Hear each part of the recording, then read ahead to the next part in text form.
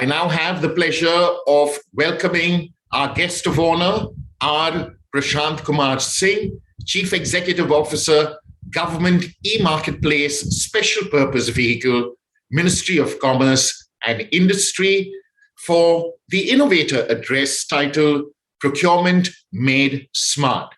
Shri Singh, over to you. Good afternoon, everyone. I'm PK Singh. I'm CEO of Government E-Marketplace. And I've been given a very interesting topic to talk about escalating sustainable public procurement through tech-enabled ecosystem. Now, I will not go into the statistics of the problem. We must already have had a lot of discussion on this. But let me just, to set the tone, mention that, while everybody says that our per capita emission is pretty low compared to the developed world, we still are the fourth largest emitters on the globe. But the problem here is that all this has led to severe impact on the planet, and all of it is all visible. We can see it right in front of us.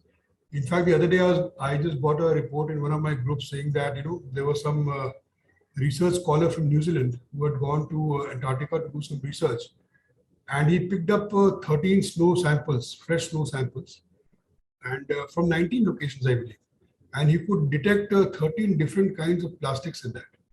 That is something which is nature's way of telling us that, look, enough is enough. I mean, there is no way that we can turn away from this problem. And there is need for a step change to resolve this. Now, coming to the public procurement part, if we see, it's of course for all of us, the entire nation, to work in unison to try and mitigate this problem. As you recall, the Honorable Prime Minister had in November of 21 at the Glasgow Summit, given a very clear target for going net zero by 2070. So we should not get lax that the time is very far. There is need to do immediate action, because this target for reducing emissions by almost 1 billion tons by 2030. Just to put things in perspective, I would just like to say that going by ballpark estimates, public procurement accounts for almost 20% of the GDP, goods, services, and works included. And currently, the GEM platform is dealing only in goods and services. Going forward, we may perhaps also be mandated for works at some stage.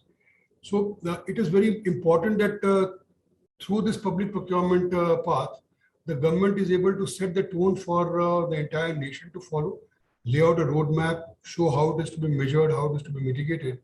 And I'll just talk about the progress that we've made so far on GEM, what are the things that we already do, and going forward, what could be our plan for the future. I would also add here that whatever has been done so far has unfortunately not been measured by the right agencies, or maybe certified that, look, these steps have led to this much reduction in footprint. But then going forward, we intend doing that. First and foremost, I would just say that, bringing the entire public procurement for goods and services onto a e-government marketplace, there is a huge reduction in the quantity of paper usage. And I mean, today, gone are the days when you have to print documents, make so many copies of printed documents, do submissions, visit government offices innumerable times. Now, all these have a carbon footprint as well. I mean, while we intend doing it going forward in the near future, but then I will give you an example of some stats published by the CONEPS, South Korea, which is a similar portal like GEM, wherein they have said that almost the reduction has been almost 7.8 million pages and approximately $6.8 billion in savings for sellers on account of reduced physical visits to government offices. So that can be the level of impact that GEM is already perhaps providing. All we need to do is quantify that, have it certified by an appropriate agency to show that, look, the steps we are taking are yielding the right results. Second is that we have, and we're also in the process of developing green products and services, and through very formal means also, and through other methodologies as well. Just to give you an example, last year we had brought on green ACs onto our portal through help from the United Nations Environment Program, UNEP. We have also had, on the paper part, we have this EcoMark paper, and going forward, we intend expanding the scope also. Again, coming to cleaning agents, there are a huge plethora of cleaning agents sold on the platform. So we need to define what is green first. And that is where we require expert opinion, expert engagement, engagement with experts to establish that, look, this product or this service is green to this extent. And then we encourage our buyers. Of course, we don't make it mandatory. We leave the choice to the buyers to make that procurement. But I'm very encouraged to see the response from the buyers as far as green ACs and the eco-mark paper is concerned. Everybody seems to be, this problem is there in everybody's mind, and it is translating into action on the platform. Just to give you some examples on the product side, what all we have done, I mentioned about the green ACs already in the eco-mark paper. We have daily use products for pollution tracking, monitoring and rehabilitation, refuse disposal, treatment of hazardous and non-hazardous waste, including sewage treatment. We have created marketplace filters for the government buyers. If he wants to restrict his search to green products, he can use those parameters, and only those products which have some element of green in them will be listed. We introduced last year the Green Gold collection for marketing bamboo products. The bamboo can be produced in a very sustainable manner. There are products which can be for daily office use, which can reduce plastics, replace plastics to a great extent. And there's no problem regarding degradation for bamboo products. So that separate mini outlet store for Green Gold collection is already up and running for the last 1 year. And we've had a very good response in that as well. On the services side, again, I would just like to give you a couple of new services that we have come across. We have introduced recently. We have the service for lease hiring of electric vehicles, waste management services, energy efficiency services, namely energy conservation and energy audit services, hiring of consultants for energy efficiency and services and products. One very interesting thing that we plan to do in the very near future, maybe possibly by next month, is that we'll be launching a green transition service. So if there's any organization, take for example GEM only, we can engage a particular expert through that green transition service, who will first establish our footprint, our carbon footprint, suggest quantify various, based on our usage of products and services, and tell us, look, this is what your footprint is, and this is going to be a mitigation plan. He'll make the DPR for us, monitor the implementation, at the end of which the organization can go and declare that, look, we are now carbon neutral. We'll be launching this in the next month probably, and I'll be the first one to adopt this in my office. And then of course we'll do a lot of publicity about it, so that people, every department, every ministry every PSU can then go ahead and adopt it. People can assess where they stand, people can assess what's the roadmap for the future, and put in a structured plan in place to implement the target for zero carbon footprint. Some of the features which are already available, which we need to, of course, measure. I would just mention two of them here. One is the forward auction functionality that we introduced in October last year. Now, through this, all the government departments, all of you know that government departments had, or rather some of them still have, a very cluttered look. We don't dispose waste very easily. And whatever was done earlier, there was a system of kabadi who used to come and collect it from our office, and what happens thereafter, we don't know. We dispose refrigerators, we dispose air conditioners. So these are products which can only be handled by expert agencies. They have to take care of how they dispose the refrigerants. They have to take care of how not to contribute to any kind of adverse impact on the climate. So through this forward auction facility, we enlist only such service providers who are certified that they're capable of handling the waste in the right manner. And what we have seen is that a lot of offices have been able to clear the clutter from their offices, create more space. There's no need for hiring more space. There's no need for storage. All kinds of problems are now gone. And the service is picking up really well. In the first 3-4 months only, we did business close to about 51 crores. And I expect that in this financial year, it will be somewhere around 10x, maybe 500 crore in this particular disposal of office waste category. The other thing we thought was, in the marketplace, there are certain products in certain categories where there is a natural buyback option available with the seller. For example, air conditioners, for example, batteries.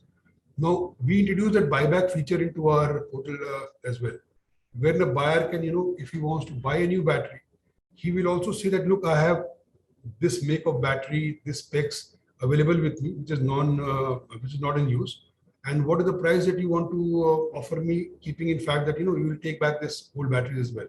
So that feature is also coming up very well. We have introduced buyback option in almost 37 categories, which includes batteries. I think tires are also going to be added.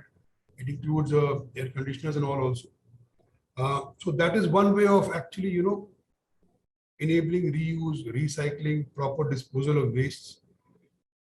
But the fact of the matter, as I said, is that going forward, we need to document it. We need to understand what these steps are actually yielding, what is the reduction in carbon footprint through the measures which are already on, and how best we can achieve our goal to go carbon zero, net zero by a specified time limit.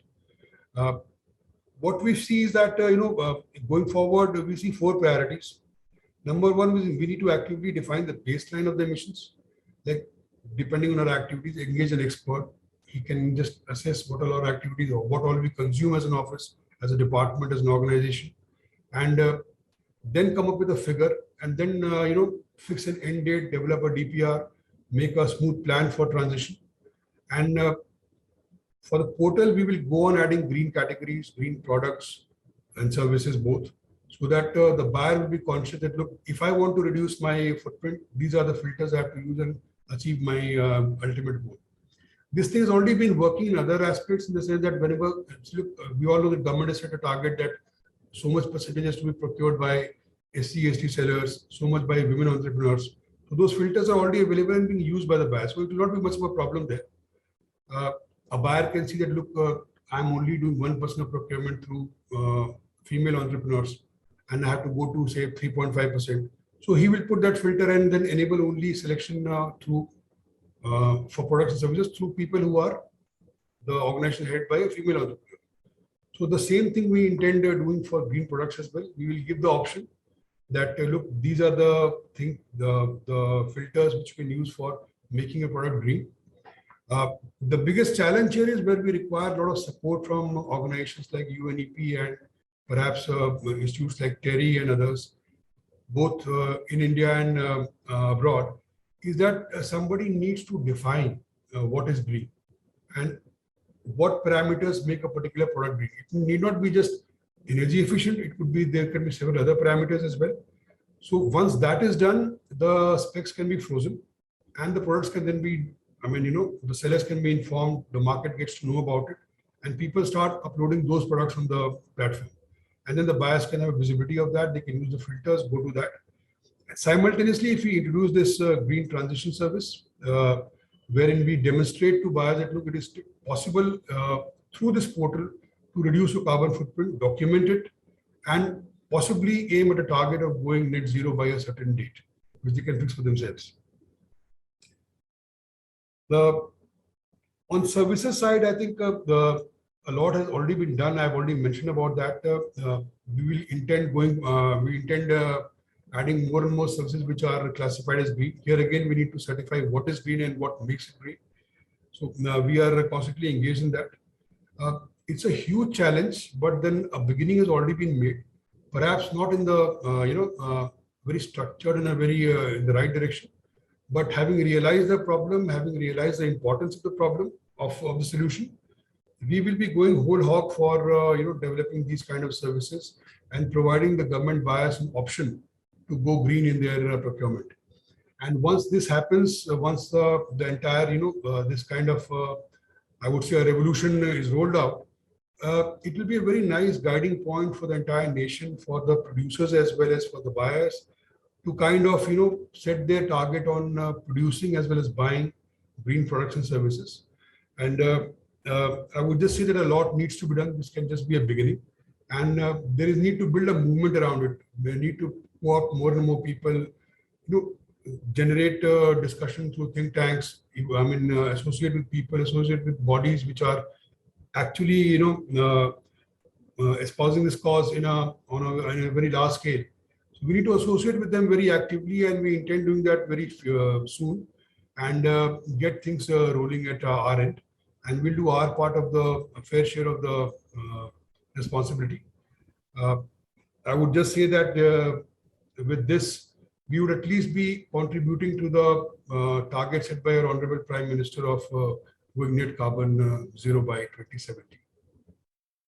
Thank you very much. Ladies and gentlemen, that was our guest of honor, Shri R. Prashant Kumar Singh, with the Innovator address titled Procurement Made Smart. Shri Singh, we wish you and the Government E-Market Special Purpose Vehicle, Ministry of Commerce and Industry, the very best in your endeavors going forward. Ladies and gentlemen, I'd like to take this opportunity to thank Sugarbox Networks for collaborating with us as our associate partner at this summit. This summit is brought to you by ET Edge and ET Unwired. Do join the conversation on Twitter and other social media platforms and share your thoughts, views, and experiences using the hashtag ETGDI Summit. We'd like to hear your views. For details on the agenda of the summit, please click on the agenda tab. And for an enhanced viewing experience, kindly click the full screen button of your player. Do stay tuned in. We will be back in a few minutes from now with the inaugural panel discussion.